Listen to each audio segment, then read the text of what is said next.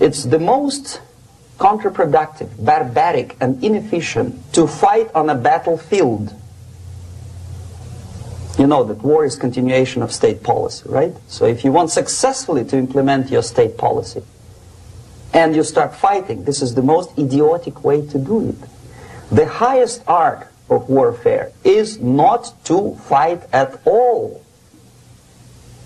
but to subvert anything of value in the country of your enemy, until such time that the perception of reality of your enemy is screwed up to such an extent that he does not perceive you as an enemy, and that your system, your civilization, and your ambitions look to your enemy as an alternative, if not desirable, then at least feasible. Better red than dead. That's the ultimate purpose, the final stage of subversion, after which you can simply take your enemy without a single shot being fired, if the subversion is successful. This is basically what subversion is. What subversion is, basically, it consists of 4 periods, time-wise. If we start from here and go this way, time, right? This is the beginning point. The first stage of subversion is the process which is called, basically, demoralization. It says for itself what it is.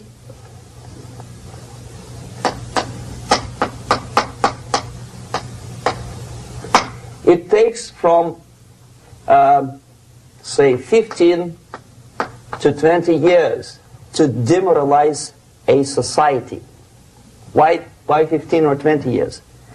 This is the time sufficient to educate one generation of students or children. One generation, one lifetime span of a person, a human being, which is dedicated to study, to shaping up the outlook, ideology, personality. No more, no less. Usually it takes from 15 to 20 years. What it includes? It includes influencing, or by various methods, infiltration, propaganda methods, direct contacts, doesn't really matter. I will describe them later.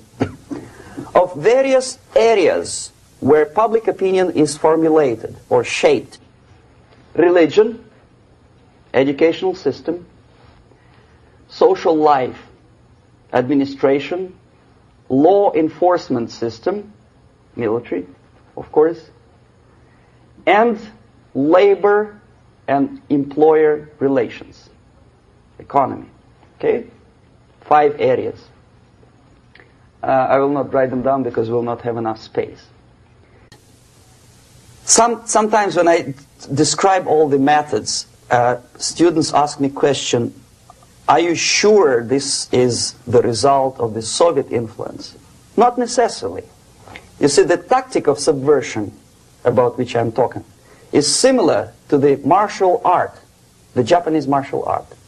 If some of you are familiar with that tactic, probably you will remember that if an enemy is bigger and heavier than yourself, it would be very painful to resist his direct strike.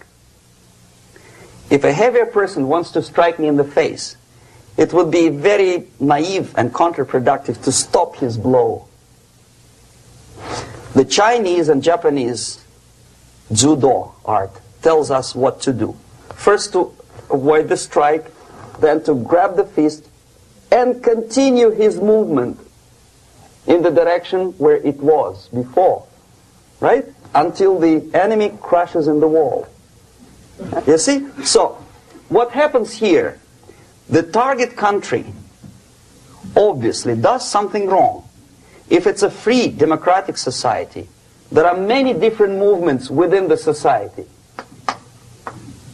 There are obviously, in every society, there are people who are against this society. They may be simple criminals, ideologically in disagreement with the state policy, conscientious enemies, simply psychotic personalities who are against anything. Right? And finally, there are a small group of agents of a foreign nation, bought, subverted, recruited. Right? The moment all these movements will be directed in one direction, right? This is the time to catch that movement and to continue it until the movement forces the whole society into collapse, into crisis, right? So that's exactly the martial art tactic. We don't stop an enemy. We let him go. We help him to go in the direction we want them to go. Okay? So, on the stage of demoralization, obviously there are tendencies in each society, in each country, which are going to opposite direction from the basic moral values and principles. To take advantage of these movements, to capitalize on them, is the main purpose of the originator of subversion. So we have religion, we have education, we have social life, we have power structure, we have labor relations, unions, and finally we have law and order. 1, 2, 3, 4, 5, 6. Okay? These are the areas of application of subversion. What it means exactly? In case of religion, destroy it, ridicule it, replace it with various sects, cults, which bring people's attention, faith, whether it is naive, primitive, doesn't really matter. As long as the basically accepted religious dogma is being slowly eroded and taken away from the supreme purpose of religion, to keep people in touch with the supreme being, that serves the purpose. Therefore, replace it, accepted, respected religious organizations with fake organizations. Distract people's attention from the real faith and attract them to various different faiths. Education. Distract them from learning something which is constructive, pragmatic, efficient. Instead of mathematics, physics, foreign languages, chemistry, teach them history of urban warfare, natural food, home economy, your sexuality, anything, as long as it takes you away. Okay? Social life. Replace traditionally established institutions and organizations with fake organizations. Take away the initiative from people.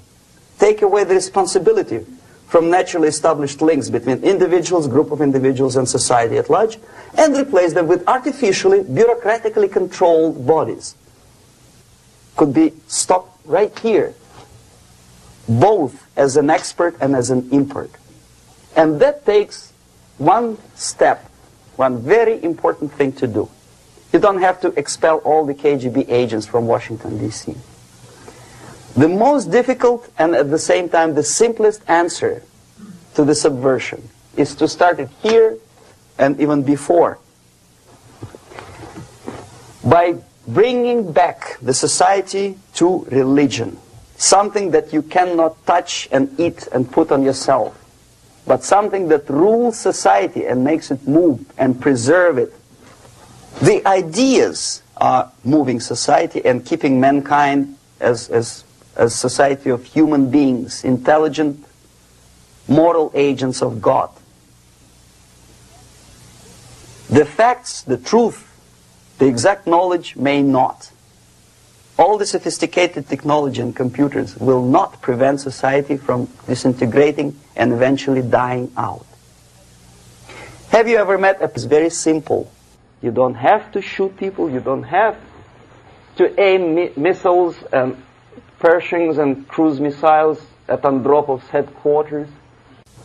You simply have to have faith and prevent subversion.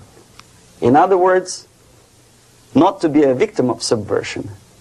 Don't try to be a person who in judo is trying to smash your enemy and being caught by your hand. Don't strike like that. Strike with the power of your spirit and moral superiority. If you don't have that power, it's high time to develop it. And that's the only answer. That's it.